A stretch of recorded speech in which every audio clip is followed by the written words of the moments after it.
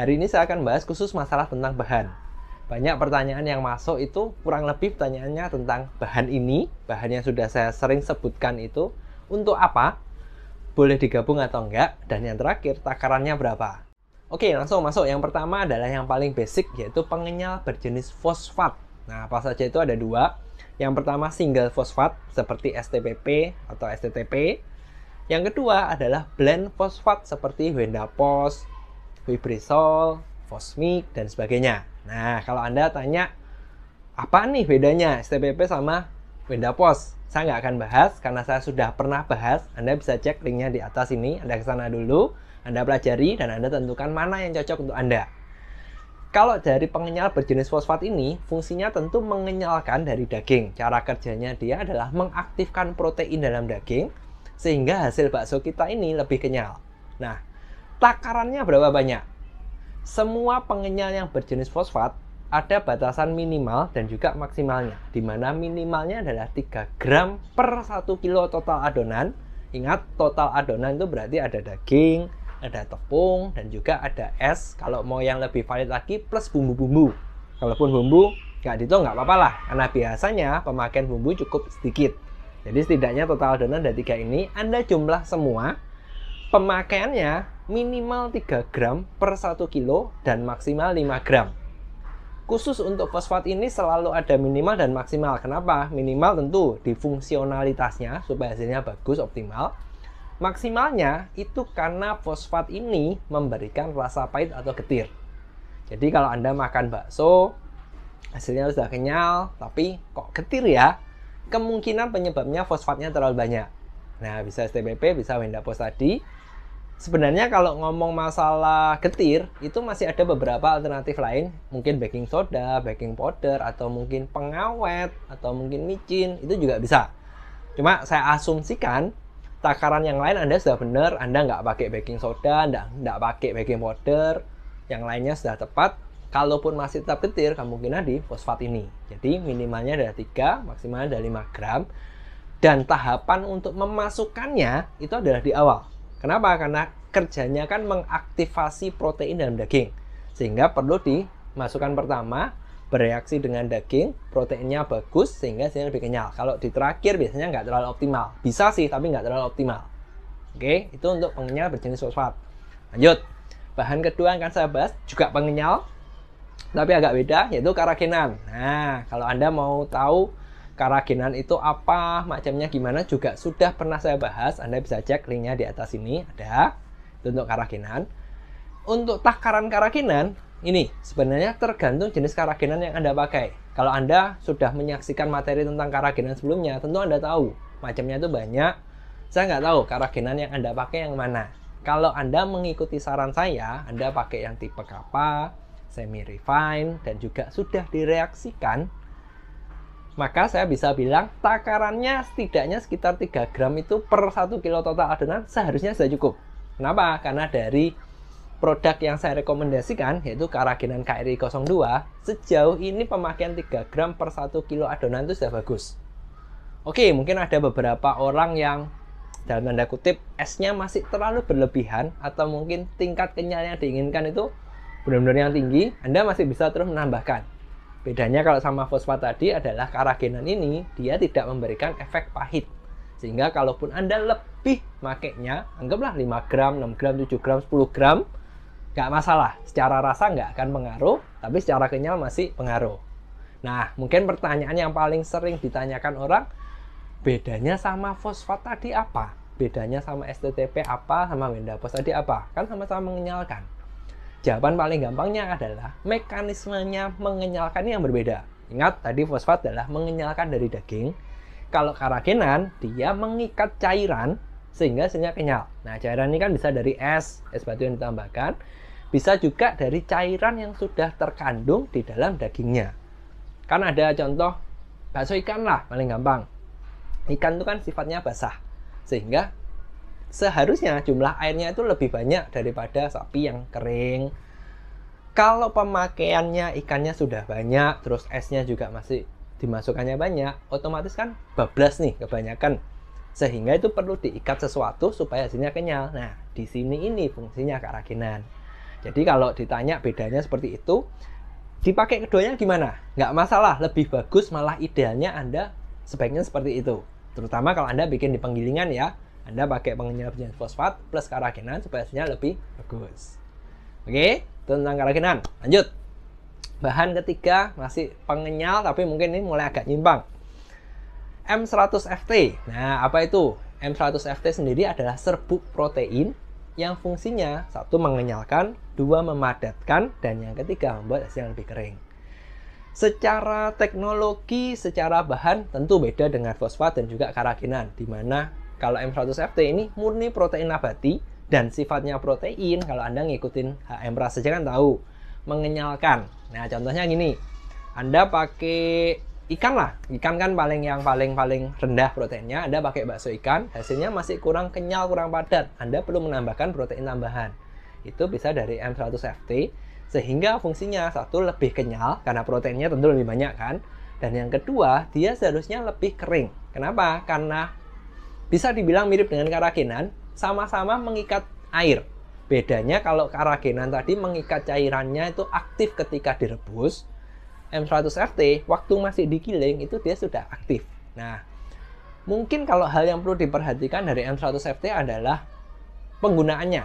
Nah, karena tadi saya sebutkan M100FT ini masih digiling saja sudah aktif, berarti adonan kita itu akan menjadi kental. Dan biasanya kalau di penggilingan kelihatan, loh kok jadi kental, ditambahkan es atau air lagi, malah hasilnya jadi buruk. Nah, hal yang ingin saya sampaikan adalah Anda harus perhatikan ini. Kalau adonan Anda menjadi kental setelah Anda masukkan M100FT, itu nggak apa-apa, itu bagus, itu tandanya M100FT-nya bekerja, proteinnya bekerja. Yang harus Anda lakukan adalah memastikan jangan ditambah es, jangan ditambah air lagi. Oke, takarannya berapa? Kembali, karena ini adalah protein dan protein nabati, sehingga tidak ada takaran pastinya. Minimalnya nggak ada, maksimalnya juga nggak ada. Nah, sifatnya itu semakin banyak, dia akan semakin bagus. Kalau fixnya berapa saya nggak tahu, cuma mungkin kalau di awal Anda bisa pakai sekitar 5 gram dulu lah per 1 kilo total adonan ya. Anda bisa pakai, Anda lihat kalau kurang kenyal, kurang padat, kurang kering, Anda tambahin terus. Kalau masih terlalu bagus, gini, jadi pernah ada orang, saya nggak ingat dia pakainya berapa, dikasih serbuk protein M100FT, hasilnya terlalu kental, terlalu bagus, sehingga apa ya, digigit itu terlalu keras. Nah, kalau Anda nggak suka yang seperti ini, berarti takaran FT-nya kemungkinan kebanyakan. Anda bisa kurangin deh. Makanya saya nggak tahu kalau ditanya minimal berapa, maksimal berapa, saya nggak tahu, karena ini beda-beda. Jadi ya khusus FT ini saya nggak tahu. Anda bisa tes lah 5 gram dulu, kalau kurang dinaikin, kalau kebagusan dikurangin. Oke, itu untuk serbuk protein FT. Lanjut, keluarganya M100FT. Sebenarnya bukan keluarga sih, saya sebut keluarga karena ada kemiripan, yaitu ISP.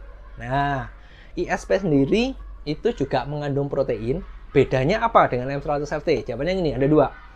Yang pertama, kalau ISP itu hasilnya tidak bisa kering seperti M100FT.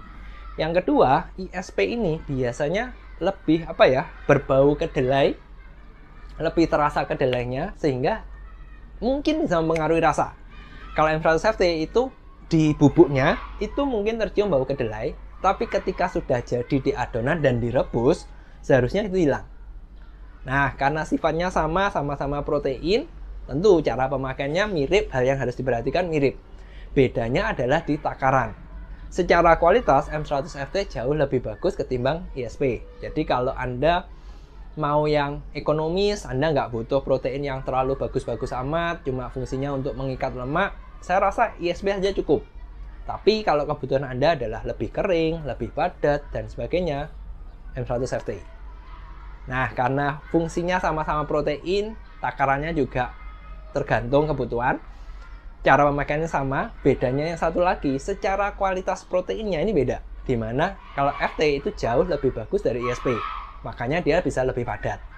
Oke, ya saya harap ada gambaran lah antara ISP dan FT. Mungkin mirip, cuma Anda milih yang mana, seharusnya Anda sudah dapat gambaran hari ini. Oke, lanjut. Itu untuk pengenyal-pengenyal sudah beres. Lanjut nih, kita ke crush. Nah, ini yang banyak orang cari, yaitu untuk merenyahkan. Biasanya saya merekomendasikan BBS 500. Ini enzim dari tumbuh-tumbuhan juga, sehingga secara rasa dia tidak mempengaruhi. Jadi Anda mau pakai berapa banyak pun itu tidak masalah. Yang dipengaruhi hanya di masalah harga. Saya tahu harga WBS ini cukup mahal. Jadi kalau takarannya berapa, kembali minimalnya nggak ada, maksimalnya nggak ada. Karena ini kalau keras itu kan selera, digigit. Saya mungkin gigit, oh ini sudah bagus.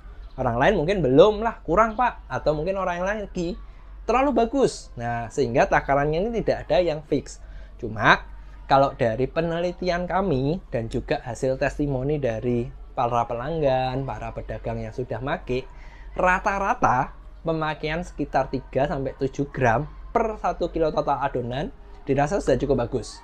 Nah, jadi kalau Anda tanya pakai WBS 500 berapa? Ya kurang lebih cobalah 3-7 gram per 1 kilo total adonan. Kalaupun Anda rasa masih kurang bagus gimana, bisa ditambahkan. Kalau kebagusan bisa dikurangi. Satu-satunya hal yang mungkin jadi catatan tentang WBS 500 ini WBS 500 ini dia bisa menghasilkan keras dengan cara itu mengikat protein yang satu dengan yang satu.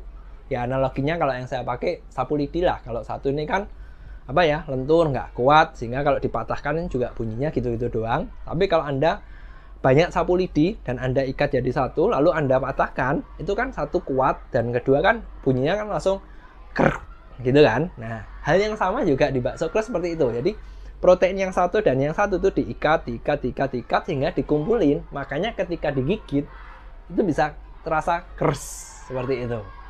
Nah, kata kuncinya kan kembali protein yang saling diikat. Jadi kalau sudah gini, bisa nggak WBS 500 membuat cilok itu keras? Jawabannya tentu nggak bisa. Mungkin bisa kalau dosisnya sangat-sangat banyak, saya nggak tahu. Cuma saya nggak rekomen, karena kalau cilok itu kan fokusnya di harga murah, dan sementara kalau Anda mau pakai WBS-nya banyak sekali, ya harganya nggak jadi murah. Makanya kalau bisa Anda pemakaian WBS 500 ini untuk yang kelasnya bakso. Ya pentol bakso lah, seperti itu. Itu untuk pemakaian, takaran sudah. Oh ya, satu lagi pantangan. Ketika Anda ingin hasilnya keras, tentu hal yang harus diperhatikan adalah tepungnya. Kenapa? Karena tepung itu melapisin filler, sehingga kalau tepungnya Anda banyak, biasanya WBS-nya ini nggak bisa masuk, nggak bisa ketemu proteinnya. Sehingga kalaupun oke, sudah pakai, digigit, biasanya kerasnya akan kurang karena ketutup sifatnya tepung yang lentur dan empuk tadi. Cuma kalau tanya, kalau pakai tepungnya banyak, jadi nggak bisa dong? Jawabannya sih masih bisa. Yang pasti bisa adalah kualitasnya itu lebih bagus. Dalam arti Anda biasanya bikin misalkan levelnya segini, Anda tambahin WBS 500, seharusnya pasti naik. Cuma naiknya seberapa, ini saya nggak tahu, tergantung takarannya. Nah, jadi untuk WBS seperti itu, takaran maksimalnya nggak ada, pemakaiannya fungsinya untuk mengkereskan, dan pantangannya apa sudah saya bahas.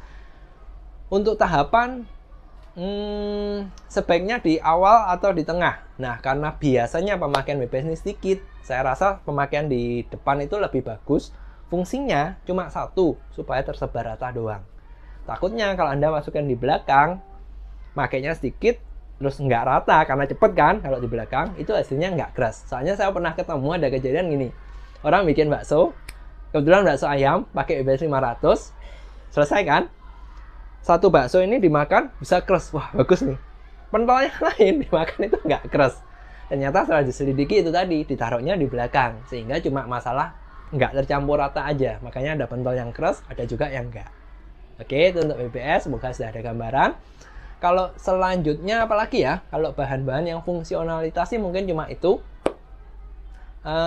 Mungkin sekarang ke bumbu. Bumbu ada penguat rasa, ada juga kaldu sapi, terus ada garam, ada gula, dan sebagainya. Kembali, karena bumbu ini adalah rasa, dan lidah orang ini beda-beda, tidak ada patokan yang pasti. Itu semua kembali ke masalah selera. Jadi saya nggak bisa merekomendasikan harus berapa, silahkan Anda coba sendiri. Itu untuk bumbu. Nah, saya rasa kalau bahan-bahan tambahan sudah cukup. Paling untuk tambahan yang lain yaitu tepung. Sebisa mungkin Anda takaran tepung jangan terlalu banyak, karena kalau Anda sudah terlalu banyak, kembali teksturnya pasti turun, pasti empuk, pasti lembek. Ya bakso Anda kurang kenyal, kerasnya kurang bagus lah. Kecuali Anda bikin cilok ya itu silahkan. Terus kalau Anda milih tepung gimana, saya sudah pernah bahas juga, bisa cek linknya di atas saja. Apalagi ya, es batu, air. Nah, berapa sih takarannya? Oh, sorry, tepung tadi. Idealnya tepung itu pemakaian sekitar 10-15% per total adonan. Lebih dari itu sih bisa. Cuma biasanya secara kualitas sudah mulai turun. Ya, kembali, semakin tepungnya banyak, kualitasnya akan semakin turun. Semakin sedikit, semakin bagus. Cuma Anda perlu perhatikan masalah harga kan. Nah, karena tepung ini cukup murah, biasanya dipakai orang untuk menurunkan harga. Jadi kalau takaran tepung ya saya rasa sekitar 15% lah, 10-15% itu sudah oke, bagus. Lalu kalau es batu, ya sama. Es batu kalau terlalu banyak hasilnya bisa lembek, bisa empuk, sehingga takaran sih mungkin sama lah 10-15% sudah oke, bagus.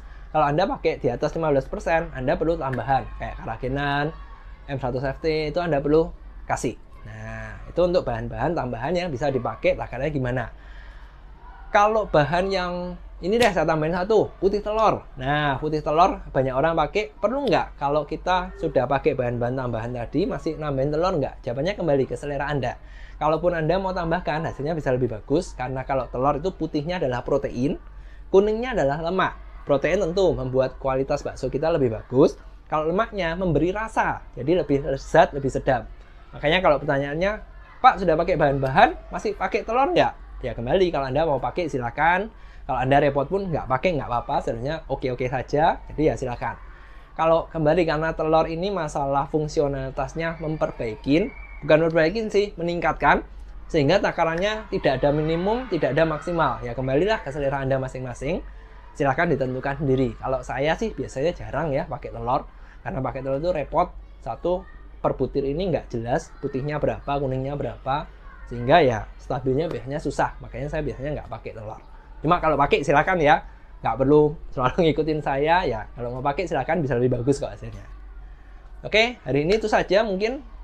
Kalau ada yang kurang, tolong komen aja, nanti saya jawab lewat chat aja, lewat komennya. Soalnya sih saya rasa bahan-bahan tambahan mungkin sudah itu aja sih.